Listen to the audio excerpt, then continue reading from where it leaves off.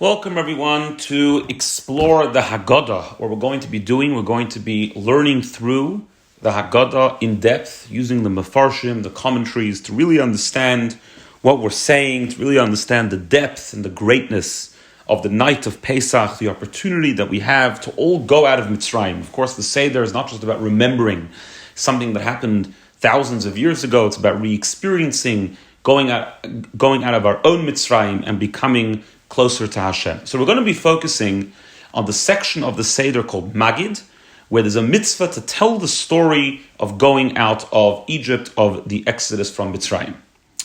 So first of all, the Achronim, the later commentaries, ask a question.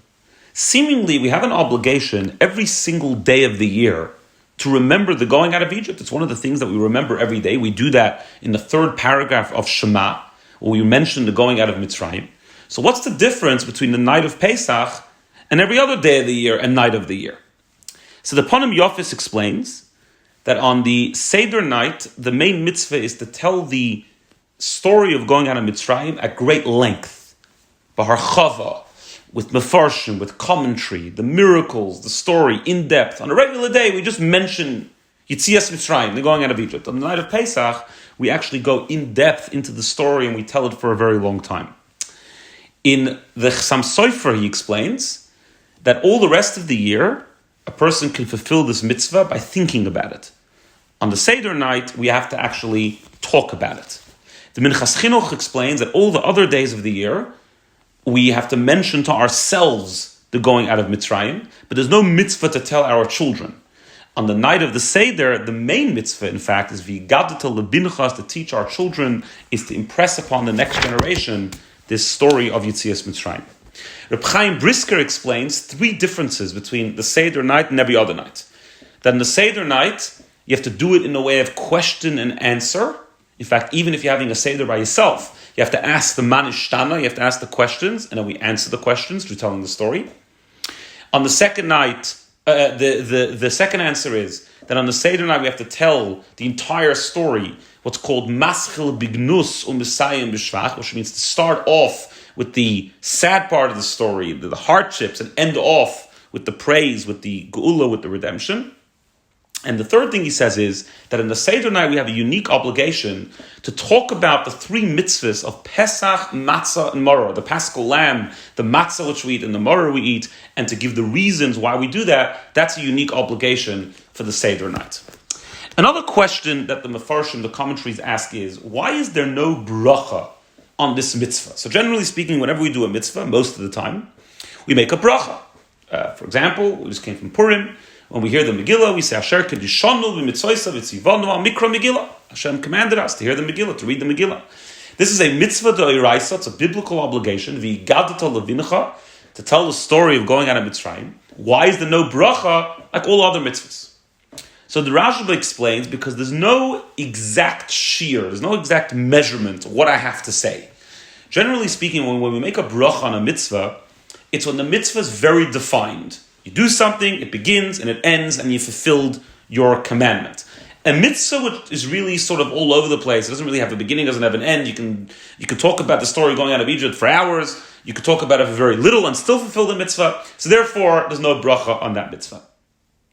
Rabbeinu Peret says that in Kiddush, we actually mention the going out of Mitzrayim, and therefore the Kiddush is a form of a bracha on this mitzvah.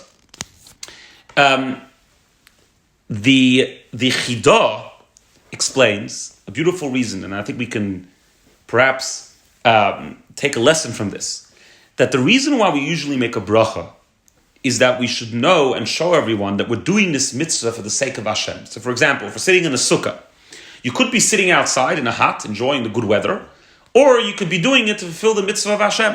And therefore, before we sit in the sukkah, we say, Asher Kedishanu, we bless Hashem, Asher Kedishanu, Mitzvosav v'tzivanu, that Hashem has commanded us and sanctified us, leishiv b'sukkah, to sit in the sukkah.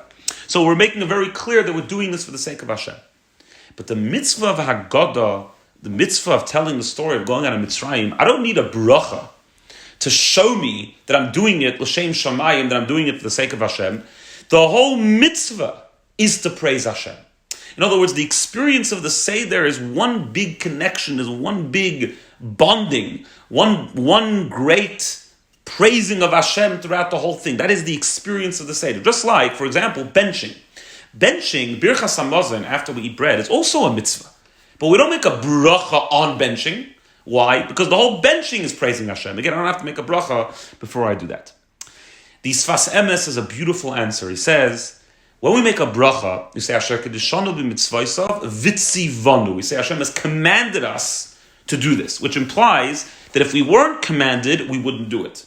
Says the Sfas Emes, the story of going out of Egypt is so great that even if we weren't commanded, we would still thank Hashem. In other words, when we sit down to the Seder, we're not doing it because we have to. We're not doing it because we have a mitzvah, there's a commandment, Hashem tells us it's what we have to do.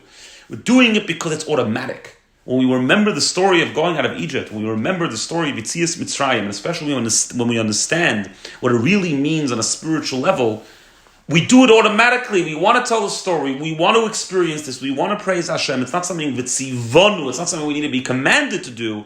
It's something that we want to do. We're doing it with a passion and a desire and an enthusiasm that's beyond just being commanded, and therefore we don't make a bracha. That's just a general introduction to the mitzvah of Maggid, and then, please God, tomorrow we'll begin the actual words of Maggid and go through the Haggadah and explain it on a deeper level. Have a wonderful day.